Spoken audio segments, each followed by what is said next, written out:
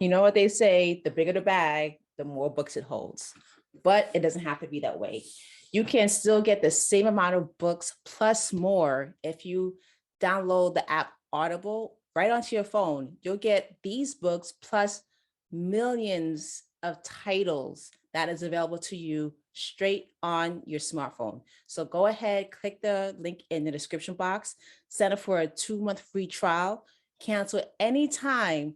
But don't forget, once you become a member, you get 1 free credit every single month. So you can choose any title to any author, whoever you choose to get, and it's free because you're a valuable member. Now let's get back into the episode.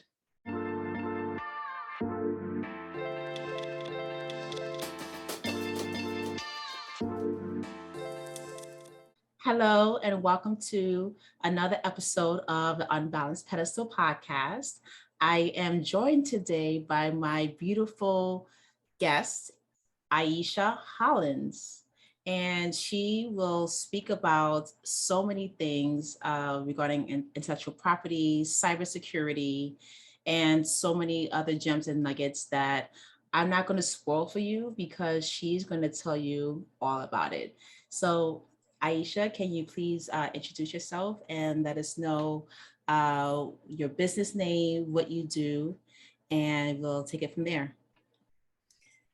Hello, and thank you so much, Tina Marie, for having me on. It is such a pleasure to be here. Just you reaching out as always is just, it's just so wonderful to connect. As you said, my name is Ieshea Hollins, and my company is Direnzic Technology Consulting Group. And we actually work with clients to bring cybersecurity solutions, digital forensic services, just to the common man, to regular businesses.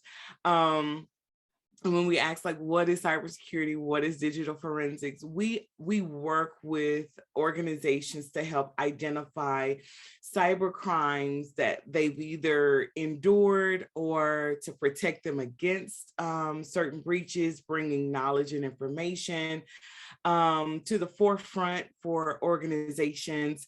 We work with individuals to teach how cyber impacts our lives on a daily basis.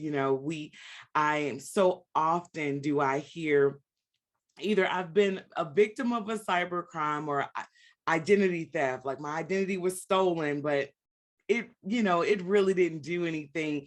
And what we don't recognize is the long-term effects of repeated cyber crimes, especially when we don't know how to address them, how to fix them, what the true impacts are, and we bring education to that arena. That is beautiful. There's many different pieces that hit home for me for what you do for your business. And one of them is identity theft. That is something I've experienced few years ago. I would say probably over like 7 years ago. Mm-hmm. And that was a total shocker, total surprise. And I don't know how the person received my information. I'm not sure if that was from, a prior relationship, because, if you're living with someone and, they happen to get your information. So for me, it was, the normal time, like actually around this time of year, file my taxes, right? And then they're like, oh, someone, you know what they say, the bigger the bag, the more books it holds. But it doesn't have to be that way.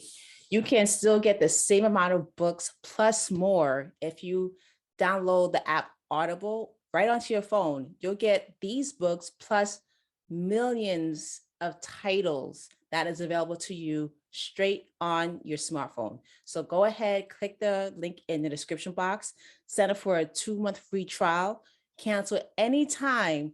But don't forget, once you become a member, you get 1 free credit every single month. So you can choose any title to any author, whoever you choose to get, and it's free because you're a valuable member. Now let's get back into the episode.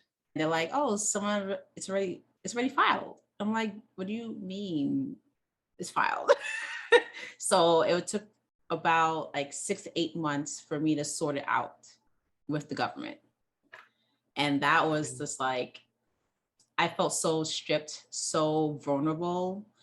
And I, there was like some, I would say, and I believe it was due to cybersecurity. So, and I went to that company and of course they denied it. But then years later, they admitted to a lot of breaches. So I'm like, oh, okay. So my intuition was right, but obviously it's a little bit too late for me to do anything about it. And I don't have any evidence, but this cybersecurity and identity theft, that is a lot that is a very key, vital thing that people, especially in our community, do not realize and don't think about how precious our intellectual property can be.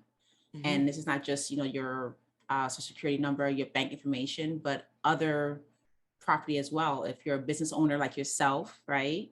That's right. And people come and go in your business, you hire employees, you hire maybe family members, and something that you've been working on for so long, and you may not have enough protection, or it's not encrypted in that manner. And sometimes it hurts when those breaches come along.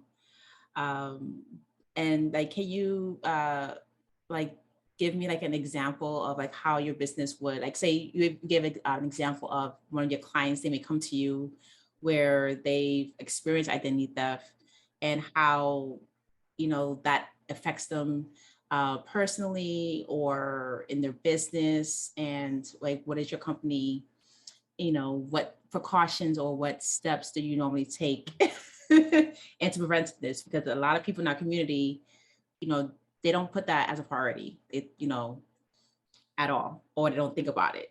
And I think it's so vital that, especially in 2022, that we definitely need to be more aware of, of our surroundings.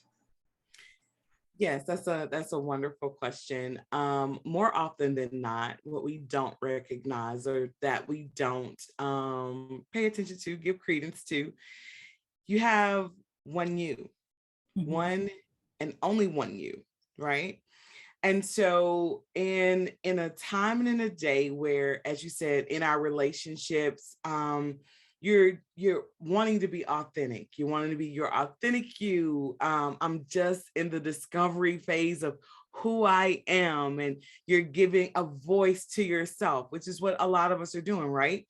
And so we're all online and we're all on social media. And when what that boils down to is we're inviting everyone into who and what we are, right? And then what you don't recognize is we're developing and designing a roadmap, right? At the same time that we're getting you to know us and trust us, because we do business with what? People we know, people we trust, So we've all been taught to give that part of ourselves, right? But when you're done giving that part of yourself, what's being done with the information that's out there, right? And so that's one of the things that we do. So often, we'll do a consultation with our clients around, okay, so what should I tell? What shouldn't I? What should I guard? Certain things, we are habitual people. In other words, if I did it today, yesterday, we fall into habits and patterns almost accidentally sometimes. And those habits and patterns, these are also things that a person, anyone who wants to do anything maliciously, right? Because we don't think like a criminal, we often don't think like a criminal, so we don't guard things.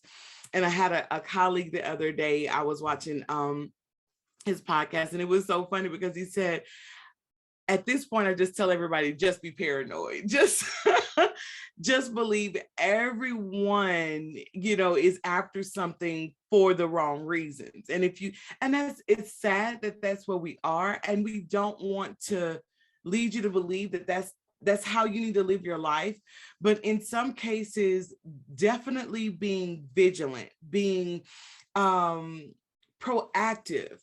running background checks on yourself. And we'll hear that all the time. It's like, well, go ahead and get a copy of your credit report. Well, run a background check on yourself. But the problem becomes, and the things that we get hit with a lot is, so I ran a background check on myself, or I ran my credit report, and I saw certain things that were incorrect. Now, where do I go from here? And that's one of the things that we take ownership of, and we try to answer for you. If you've had an incident and you know that something is incorrect, it's at this point now being able to tell you where to go, right? If it's a business, that's a different number, that's a different organization. If it's a person, again, different business, different organization that you want to reach out to. We did have one client whose entire business model, they started their business in one state, so let's insert Louisiana, and they go to do a trademark on something, and literally their entire business name, model, everything has been duplicated in a completely different state. So for us, when they came to us, that was one of the services that we provided back to them, which was helping to start answering some of the questions that you're going to be asked when you start trying to defend who you are and what you are. Well, when did you start your business versus when did they start their business? Are their sites traps? Or did they just really just duplicate your business model and they're really in business doing what you do? Or do they have falsified links that are out there that when you log on, they're just capturing payment data, but they believe that they're doing business with you? So these are just some of the things, just a few of the things that, that we like to offer, or the conversations we have. And so it has opened a door for us to really get into some really in-depth training with some of the organizations and people that we work with, because it's one thing to talk identity theft. They even have a movie, Identity Theft.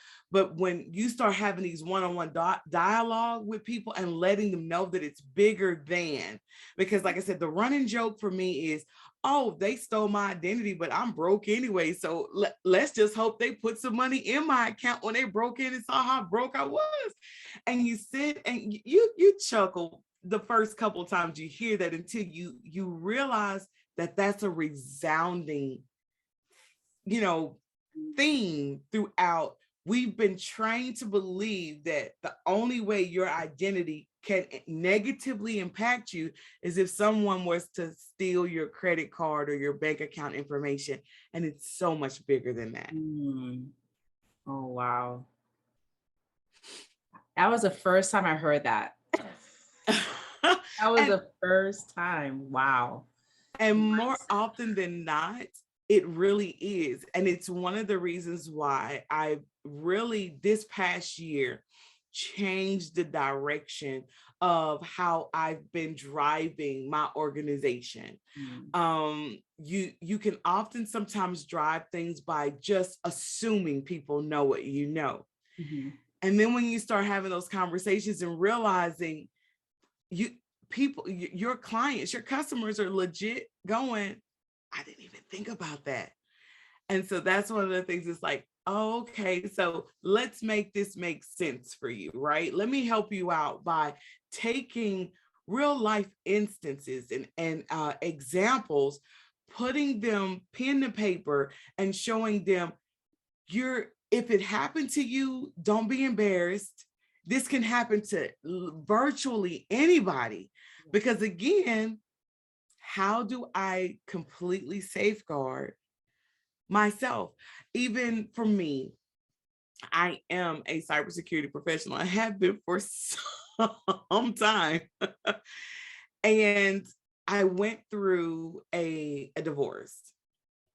And when going through my divorce, there were just certain things, because again, we live in a digital age, a digital time. So when you start trying to disconnect from someone you spent so much time, energy, and effort intentionally connecting to, right? Mm-hmm. So as long as everything is lovely, everything is lovely. But Sure. what happens when stuff gets ugly, right? And now I'm an open book from which you can start tearing out pages and using them however you see fit to use them. More often than not, a lot of us have endured that, right? Oh, yes. And so going through that process for me was very eye-opening. There were so many fears that I felt. So I was, as you just said, I love the word vulnerable. And I just began to really had to think, if someone was able to get me, because when you're in the midst of a storm, very rarely do you have time to ground yourself and use the tools that you know that are available. You forget them, right? Yeah. And so it helped me to create a guide. I sat after a while and I was like, okay, I don't want this to happen to anybody else.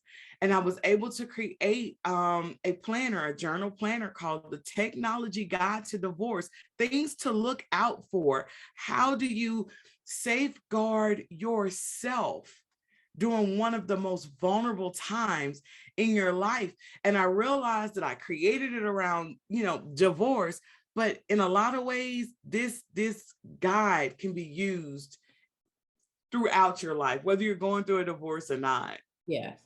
And so if you think about that, because that's really, you know, if you think about that guide, it's a relationship, right? Or just a divorce, like between two people, right? A partner, whether it's love, business, partnerships, That's right. friendships, That's we get into business with, people that we have known for years, we trust. And so, like you said, it's not just for divorce, but it's like an overall guide to protecting yourself. And that is okay. So when the old school way of business, right? You create a business plan, your financials and right. your if you're in doing products, your cogs, all of those things, right? But no one talks about cybersecurity, protecting yourself for the what ifs. That's right. And this is where you come in. That is That's amazing. right. That is amazing. I That mean, is you gotta think so about it. You've developed relationships in your business, and you just mentioned your products. mhm. So think just for a moment, your vendors. Your vendors know. Okay, and actually, I this is a live something that really happened, right? And so your vendors are used to, you and your significant other being at all of your social events. Yeah. So they also don't know that you and your significant other have reached a rocky patch, right?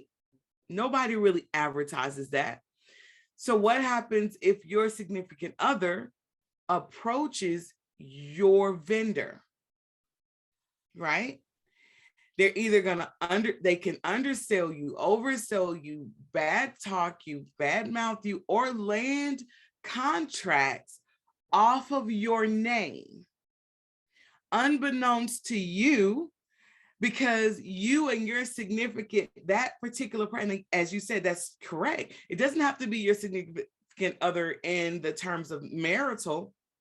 You don't even know that these strategic alignments have started, because sometimes when you're going through a separation of a relationship, a person made a decision to separate from you long before they ever told you they were separating from you.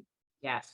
They're creating where they want to go while you're in this bubble thinking everything is okay.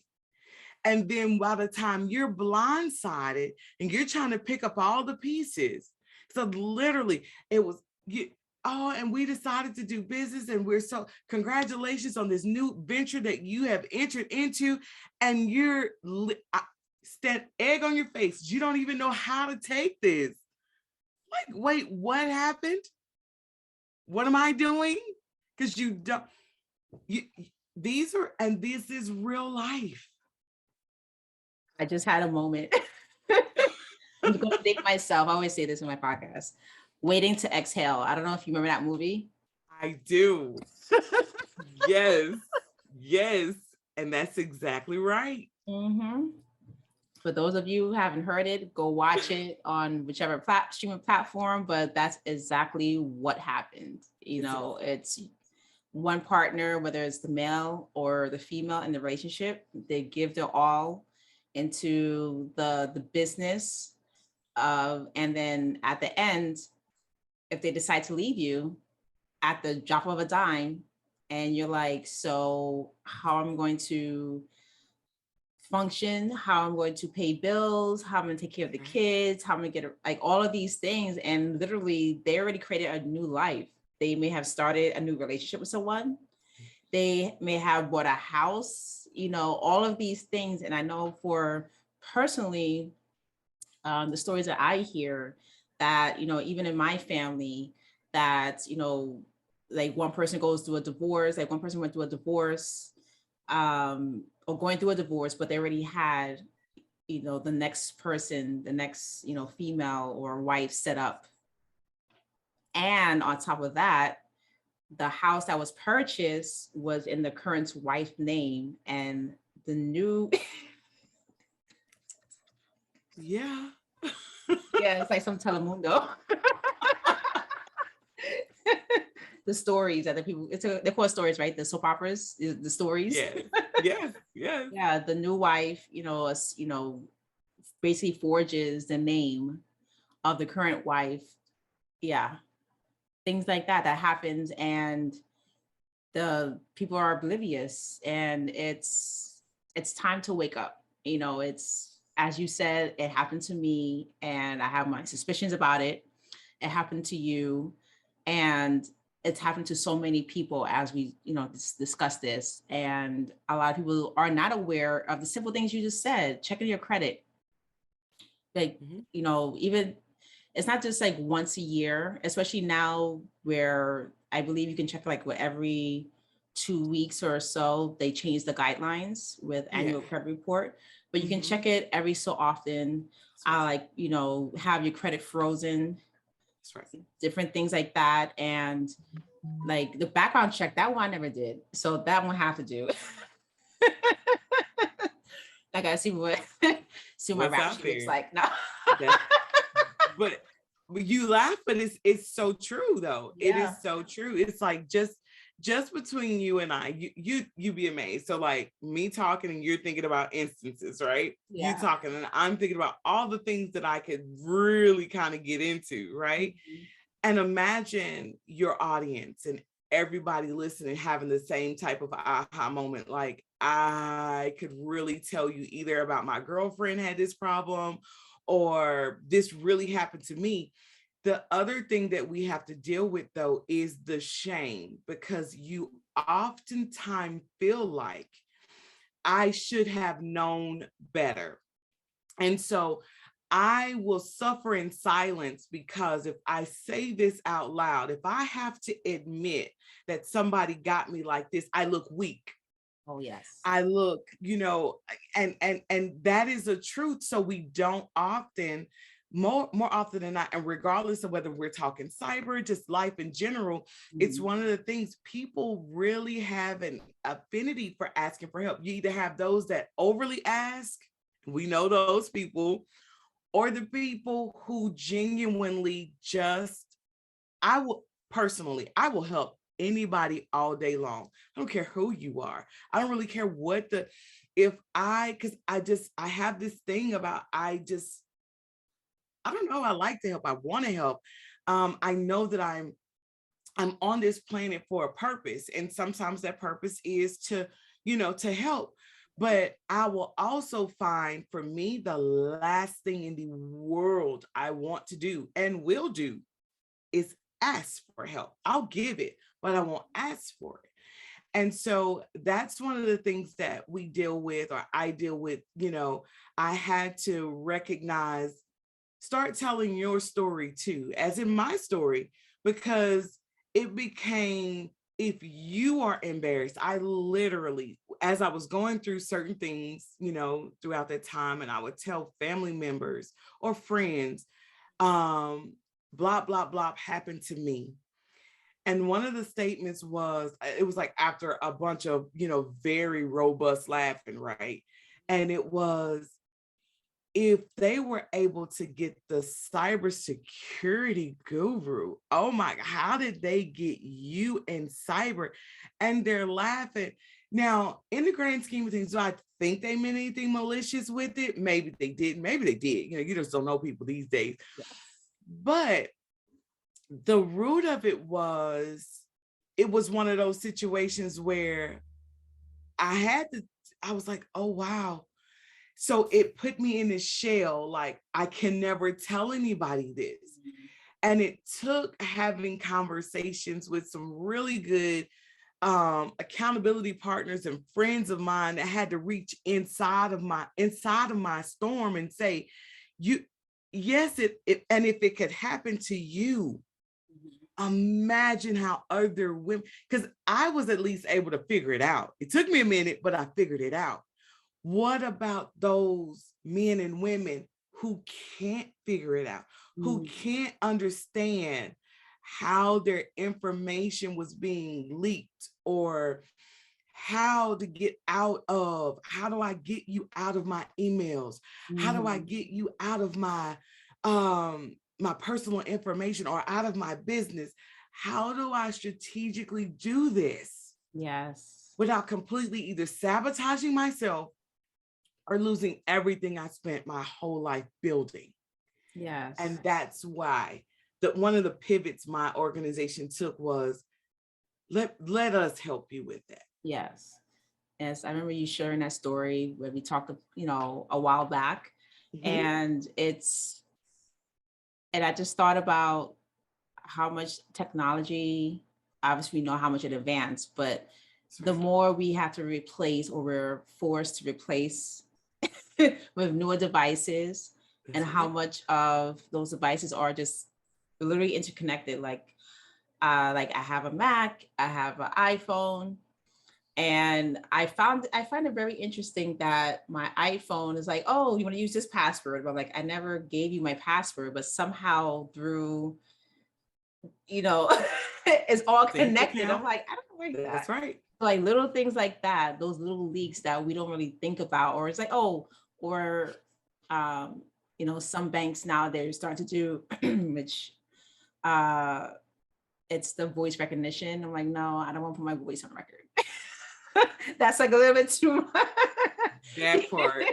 That's a little bit like, it's like the more technology advances, that's right, and they have our face, recognition, not just on the phone, but they also have it, on the cameras in the street, we on Zoom and social media, and they have, what we look like. So how much more, is our information out there, ourselves, I literally our whole identity, not just, again, the intangible items like your social security, your bank, but our persons, right?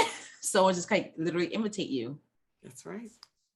That's right. That is, it's very scary. It is. Like I said, and I tell people all the time, my goal is never to, it's not about scaring you, right? I believe in empowering and building confidence where there is a lack of empowerment and a lack of confidence, right?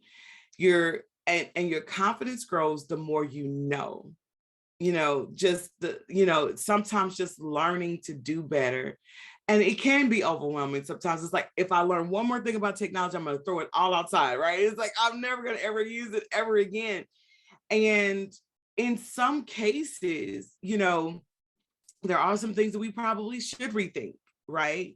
This idea of this wonderful 100% smart home, except your homes get so smart they lock you outside, right? Your homes get so smart they lock you in a freezer because you can't undo the air conditioning, right? So there are ways that we maybe should rethink, I'll grabbing every new gadget off the shelf and taking the instruction manual and heaving it over your shoulder like, I don't need that. There's a bit really valuable nuggets in that owner's manual, right? They didn't write it for nothing, So but no, I don't want to scare you. Far from that. My new tagline is really erasing the fear and embracing the change. Technology is changing our lives every single day. So erase that fear. Just embrace the fact it's going to happen. What is today won't be tomorrow. But how am I in a better position because I've taken the time to educate myself on how do I safeguard me? How do I safeguard my children? How do I safeguard my home? How do I safeguard my business? Like, these are questions that should be at the top of our minds, not at the bottom of our plates. Wow, that does make me feel a lot better. And I hope, those who are listening and watching, they have a place to start, a place to start today and to really ask themselves these questions. How can they better protect themselves, their children, your spouse, as long as you guys not, or against your spouse, if you're going through a divorce, if you're setting up any kind of relationship, doing business going forward, but how do you protect yourself as a whole, as a person, and to just have that peace of mind. It's because we talk about our pain points in our business, right? In your business and my business, we talk about our pain points for our clients. And one of the pain points that we don't want to have at night, right? Our clients don't want to have at night is, am I protected? It's someone like hacking into something that they should not be in, or did I send my information in the correct way to this other person, whereas maybe not encrypted, or, those little things like that I see people say, oh, here's my bank information, and I cringe. And it's like, okay. But, it's like all that frame of mind, that mindset of that person. But just to, go back to your business, I want to ask you a few questions, and like, what will be what is like one piece of advice you'll give someone starting out in your career? Like, if someone's interested in doing what you're doing, and in the space that you're in, that their ears peaked and they're like, ooh, I want to do that, especially like for my daughter, she's in STEM and she wants to be a software engineer, and she claims herself to be a hacker. So she loves all that stuff. So like for, the young women and men who are watching and they're like, I want to help my family, I want to help myself, I want to do what you're doing, and to get, people to be more protected in the world, and like, how would they start out in your career, in your field or your industry? That is a loaded question. It's a phenomenal question, but it is so loaded. It's like, how do I give one answer to that, right? Great question. And I get it all the time. So that's why I said it's a great question.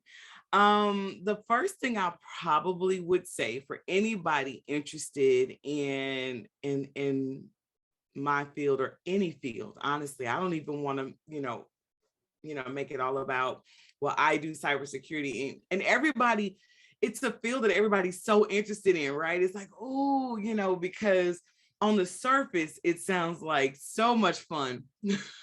And in some cases, it really is, I won't lie. And then there are all the things in my industry that you need to make things tick. So to answer your question, the first thing I'd probably tell, especially like your daughter or anybody interested, oh, I love children in STEM, right? We really don't, I guess, highlight that enough, and then also being able to drive them in the right directions. It's a reason I created a group called Tech Connectors right there on Facebook, which is, just connecting people because they don't know how to get into our field or in our arena. And what does that look like? So the first thing I would probably say is create a relationship with a mentor. Find somebody already doing what it is you want to do, and then ask them all of the questions you can think to ask, and some that you can't. Embrace allowing them to pour wisdom into you. For me, I would say a day in the life of, right? Like, it's very important to understand you don't just wake up going, ooh, so who am I hacking today, right? It's how are you, like, who are you helping? How are you going to help them? How are they going to find you? How do they know what it is that you provide? So a lot of times that mentoring, having someone just kind of take you under their wing, because what I find is you can literally like something and it could be a hobby for you, but you begin to find that I don't want to do this all day. And an example I will give to that is I absolutely love, people don't know, or some people do, some people don't, but I was a programmer first. And I absolutely loved programming and coding, right? It was something about going from nothing. I start with a blank screen and you start plugging in code, and by the time you're done, you've created something that's doing something it never did before, right? So there was that part of coding. And then there was the part of coding where I just like to talk too much. So so it's like there are, and I love the problem solving pieces of it. I love the interactive elements where I need your piece to integrate with my piece, and how do we make our code talk? There were so many wonderful parts. And then there was the parts where tech geek speak, like the guy you're trying to put his code in with your code don't want to talk back to you. So now you're trying to figure out, now when you run into these programming errors, right? And you're spending all of these days and hours, I'm big on wasted time. So error chasing was a waste of time for me. So I'm like, it's gotta be easier than this. So it was a part of also knowing Ieshea, who is Ieshea, and what makes me tick, right? Yeah. And so though I made it didn't mean I failed at it. It just meant that could not be my long term, that I see myself sitting coding all day long. And I did it, right? And so then what else works for me? And so that's why I say mentors are phenomenal. You need them, right? Somebody is going to be honest with you and show you, this is what I do. And to be honest, and then you also have to understand too, you're not going to find a career where you're not going to do anything in it that you just don't like. I mean, we all have that, that shovel, there's that shovel part of your job. And there's that. But if I enjoy it enough, I don't mind the shovel part, then I've really landed on something. Yeah, because you're driven by the passion, and that drive is just like in there. And like you said, you wake up every morning looking forward to it. You spend your hours, your days, your late nights just entrenched in it. And and you, like you said, you don't mind the shoveling part because it's part of the process. So it doesn't seem the opposite, where you are, You just don't like the space that you're in. You just are miserable, and the shoveling becomes more than a chore. It's like it overpowers you, and it's a downer, literally. Yeah. Yeah. You know, it's a wonderful thing when you can find your passion. And I love to tell people who you were as a teenager and in your 20s is not who you are in your 30s, and it's not who you are in your 40s, 50s, and 60s. We are evolutionary beings. And so I encourage people to always know who you are, be okay with who you're finding out you want to be. We hear it all the time about the day you stop learning is the day you die, right? Yes. Just because and we see that with so many of our mentors and so many of the people that we follow, and that they were something before. And as long as you don't allow somebody to crayon you into a box that they have no business crayoning you into, because it's not their box to color, right? It's your box. That. Yeah. Yeah, that's my box. Stop coloring on my box. You can color on your own box, right? Because I literally was told, like I said, I was a programmer, I was a project manager, program manager. There was a lot of things that I've done throughout my careers. And I was asked by a mentor of mine, what do you want to be? Like, who are you? And I just thought back, and I told him, I said, well, I've always wanted to be in cybersecurity. There was always a part of me that was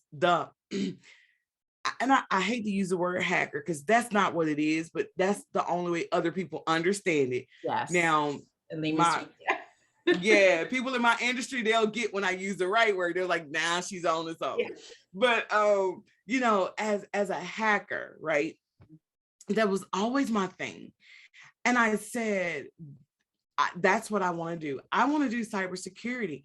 And I was literally told, first laughed in my face and told me, now you go home and you think about that. You come back tomorrow and you give me a real answer. Are you serious? As a heart attack. And so I looked at him and I said, okay. And so we disbanded the meeting and I left. I went home and I came back the next day. But I didn't go back to them. They found me in a hallway because I was just kind of going on about my business. I was like, I've answered your question. So they stopped me and pulled me to the side and said, okay, so you've had time to think about it. Now give me a real answer. What do you really want to be? I really want to do? Because I was told, he didn't just say that. He said, that's a male industry. That's not you. Oh. And so he said, okay, so now that you've gone home and thought about it. And I didn't waver. And I looked at him, I said, I gave you my answer yesterday. I want to do cybersecurity. That's always been a passion of mine. Within less than 2 years from that conversation, I started my cybersecurity company within 2 years. Since then, I have not only did a women-owned cybersecurity digital forensic company that I later left the corporate job. I've been self-employed now I left in 2013. And this is what I've been doing for the last, 10, 12 years. But if I listen to somebody tell me, that's not you, go think about it and come back with the people pleaser in me would have come back with a different answer. That 10 years from now, I'm still sitting back going, I wonder what if I had gone into cyber. And you broke that generational curse right there. That's right. You did not allow whoever that was, and I can pretty much guess the ethnicity and probably the age, because I have counted a handful of them. But to say, one, you're a woman of color. That's right. And who the heck do you think you are? Aiming high. You're not allowed to play with the big dog. No. And you broke that. You're like, no. And you have a daughter. That's right. And you see the example that you set for her. So she's like, if my mom can walk away and do what she's doing now, imagine what I can do. Exactly right. Exactly right. And that is exactly my why. You know, it's oftentimes we get so confused, and because of our confusion, we run from ourselves because, or again, I'm gonna lightly touch on this one. So I was told that I wanted to play in a man's world, right? And so what if I'd allowed that confusion to make me believe, because I was more drawn towards male-driven things, that I then confused myself with who I am? No, I'm a beautiful woman who needed to be in the industry I was in because it needed a touch of woman. It didn't need another man to come at it. It needed a touch of a woman, right? I say it all the time. It's not about competition. A male-driven industry can afford to have some women, and a woman-driven industry can afford to have some men. Stop being confused about who you are. Be who you are. Yes. Right? Yeah. The biggest thing, that's one of the things that I like to teach or preach. Get to know you and stop letting other people tell you who you are. Yes. And when you know who you are, you don't have to change your skin to be who you are. It's just figuring out now, how does a woman get in the door versus how does a man get? Sometimes a man gonna kick a door in and a woman knows how to turn the handle. It's all in. You know, you use what the Lord gave you, like the old folks say. Exactly. But don't run from who you are. And a lot of it's a lot of soul searching. It's a lot of, who am I? And I'm okay being just who I am. Yes. And just being satisfied and not seeking that validation at all. I don't need you to validate me as a cybersecurity analyst. Or I don't need you to validate me as a programmer. I don't need you to validate me within this space, because I know what my skills hold. I know how far I can go. And I know that I'm valuable to someone else. If you don't see my value, it's cool. I'm fine with that. And that's a lot of people, you know, I struggled with that for a long time. I never knew what my value was. And so my value was held in other people's hands, right? My future, my destiny.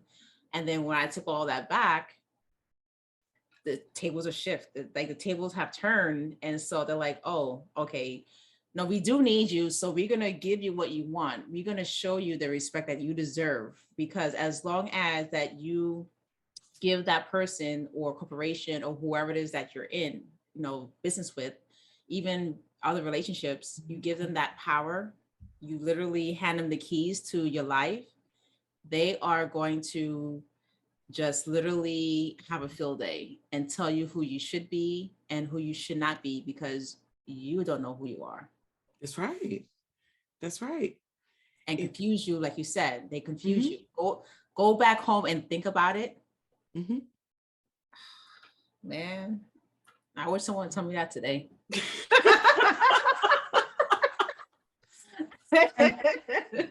But the thing is, you have because you and I had that conversation, as we get older and the more you get to know you have more of a confidence that when you're younger, you are more impressionable. You just don't realize that you are being impressed upon, right? You think those ideas are all yours, and so you're just running around, right? And that was one of the things about me. I've always been very strong-minded.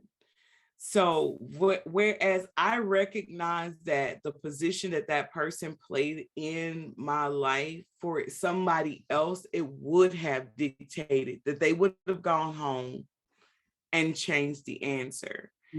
And then in some cases, you just know, and you're able to, you know, and I was young, definitely younger than, considering that, we're talking 12 years later, right? So I was nowhere near. And I was still young enough, but old enough, right? And then sometimes you just become old enough to know, I'm okay, and I'm at a good spot and I'm okay. And if this doesn't work out, I mean, because every walk of your life, you're going to have challenges. I don't care what age you are. There are challenges around it's how do you embrace them? How do you address them? How do you overcome them? Yes, the school of life, as I like to call it. That's it. That's it. And it's like, yes, there's challenges everywhere. There's challenges no matter how perfect, using air quotations for those who can't see us, but Yes. how perfect life can be. And life is not like that. You're going to have your ups and downs, and it's how you see every challenge, whether it's a good challenge or a bad challenge. You can get something that's great and that you want, but also you still need to be strategic in how you handle that, because if you make the wrong decision, you can veer off, from your goals or the path, your purpose. And the same thing with something that's bad. You have a bad experience, and how do you navigate yourself out of that bad experience? You make a left turn. You should have made a left turn at Albuquerque, as Bugs Bunny was saying. You love that analogy.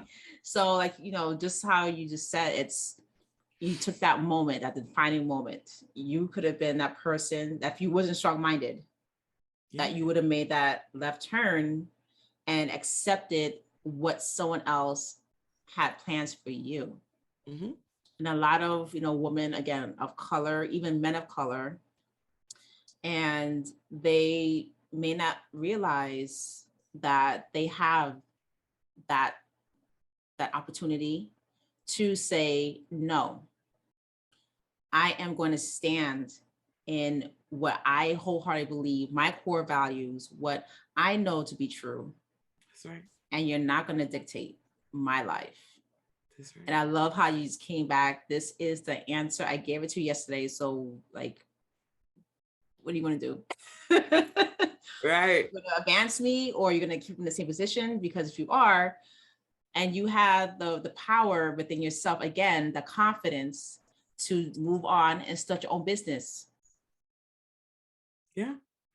If you're not going to make room for me at your table, I'll go create my own table. And I don't lie to anybody. It's not easy creating your own table. It is not. Yeah. Especially as people of color, a woman in a male-driven industry. I won't tell anybody that the road that I chose was easy. I'll just say that the road that I chose was necessary, right? Because again, I have a purpose, right? And I know that I'm here for a reason. And oftentimes you hear that little voice on the inside of you, right? You hear the nudge, and it's are you going to allow yourself to follow your dream, follow your calling?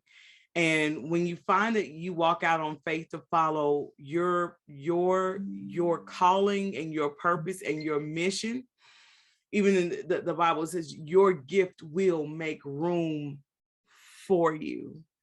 So here I am 12 years later. I'm not without bruises. I'm not without scars. I'm not without, but I'm not without not being here. I'm here. I survived. And so can you. Yes, that's beautiful. That is beautiful. So I have a question. So based on, your experience and your business and just life in general, what will be, I'll say, the top 3 books you would recommend for someone who's watching, like if it's either mindset or in cybersecurity or, even your book, right? Like what would be something that they can say, you know what, I need to get myself together as of today. So like, what would you recommend to the audience? Oh gosh. Well, And why? huh? And why? Like, why would you recommend like those books? Okay. One of the books that I know that I read is How to Be an Effective Communicator. And I'm trying to make sure that I got that, because I think it was something else besides How to Be an Effective Communicator, but it was something else in there. But it's all about the why for that one is, if you can't translate your thoughts or your ideas, right, then you're talking, you're using a lot of words, but you're not saying anything, right? And there's nothing like, somebody used a slogan on me that I've never forgotten, and it was word salad. You can use a whole lot of words, and I don't care. All it is you just toss some words, just toss. But it's all in learning how to communicate, and oftentimes you're communicating beyond the words too. Learning how to say what you need to say without a bunch of words, right? So I would definitely say that's one of the ones that I would use. My next one, as you can see, Secrets of the Millionaire Mind, for sure. Like that's one, you have to believe it. It's all about making you have to believe before you can achieve, right? The other thing would be the book Indistractable. Okay. So, and the reason I'm able to say that I can literally put my hands on these, because these are, so Indistractable is, especially as an entrepreneur, you have so many thoughts, so many ideas throughout a day. It's, and then it's life, it's emails, it's phone calls, it's, I need to do a podcast with Tina. I need to be, but I have another meeting that I have to be across town. It's all of the things that you have. And how do I allow myself the room? How do I control all the thoughts that enter into my mind throughout the day? And so that's one of the things that it's some really good, how do I control my attention and make the choices that I need to make for my life to take me where I want to go. So again, those are the three that I would, just off the top of my head, I would suggest. Okay, that's wonderful. I'm definitely gonna write those down. Indistractable. Indistractable. Yeah, that one sounds like a bing. Definitely. Right. Secrets to the Millionaire Mind. Yes. And then How to Communicate Effectively. Mm-hmm. That is beautiful. And as we wrap up, I'd like to ask you this one question that I always love to ask my guests. What are 3 pieces of advice would you give your 16-year-old self? Great question. Advice number 1 would be keep living. When I was 16, there were so many things that I was going through, just emotionally, in finding yourself or fighting to be who I was, right? I couldn't understand, we feel so strongly, especially at that age, and you don't understand how the outside world is seeing you. You just are battling with, I don't even know what I'm doing wrong. I don't know why I'm wrong. I don't know, but I just know, And so one is just keep living, don't allow peer pressure, depression, any of those things to creep in, because they really will. We really overlook that our youth, they deal with a lot at that age. Their emotions and their hormones are everywhere. And they oftentimes can't visualize what tomorrow looks like. So number one, just keep living. Number two, keep learning, right? We reach that point where we think we know it all, right? And that's why I said there's a blessing to being strong-minded, and then there's a curse to being strong-minded, So, finding, as I said, finding those mentors, those relationships, don't be afraid to ask for help, right? Don't get to that point. Rome wasn't built in a day, but it also wasn't built by one person. And so, putting yourself in that little silo, feeling like you got to do it all on your own. And in some cases, you're not in the right village. So keep finding the right village. I understand, looking back on my life, why it was that I did not want to ask for help. But again, it was because I hadn't found the right connections yet.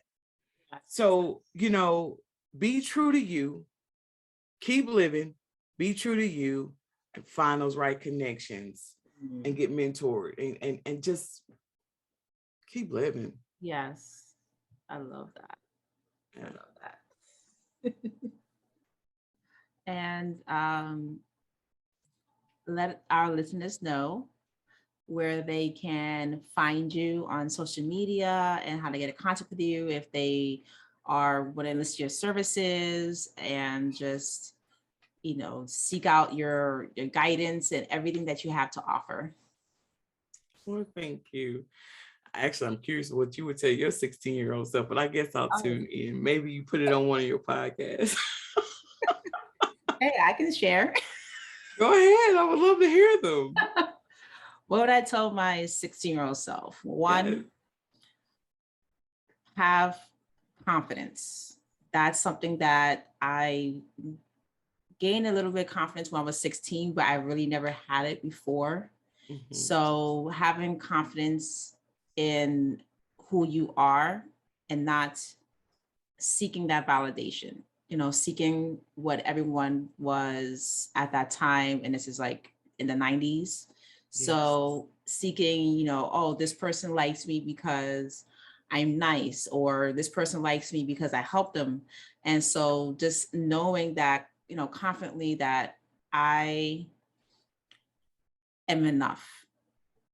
That's like a huge thing, that I am enough, confidently knowing that what I have for myself and I never saw myself also as a person who, I would say I would never see myself as a person who just didn't seem like they have it all.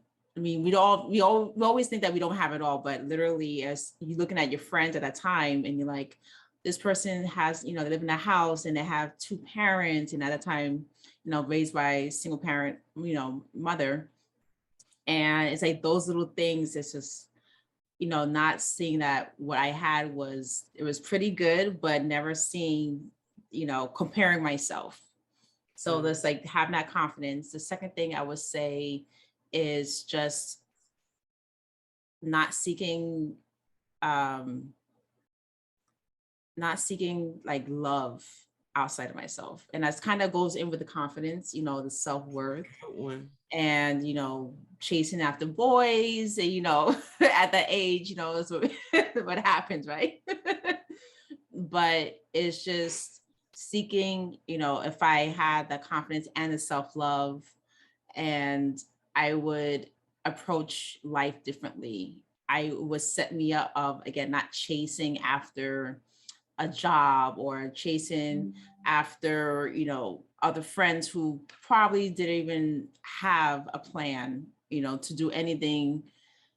Some classmates may not have graduated high school. I don't know. They weren't in the yearbook, so I'm not going to question that.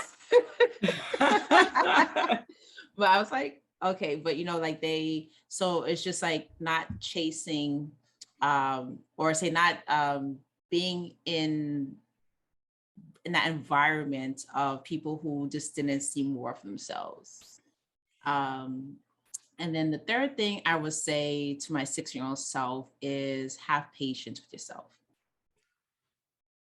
Patience is a virtue, something I'm still learning constantly every single day, is have patience.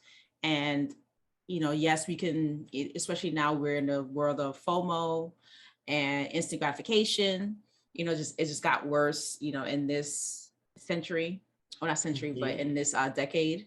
But is having that patience that the seeds that you plant, it does take time, as you nurture it. And we talked about earlier about making decisions and the path that we choose. So if you had chosen the right path, right, in your life, you plant a seed and you plant another seed on that correct path. So each seed that you're planting, a few months later, a few years later, everything that you have planted behind you, you're going to see it blooming.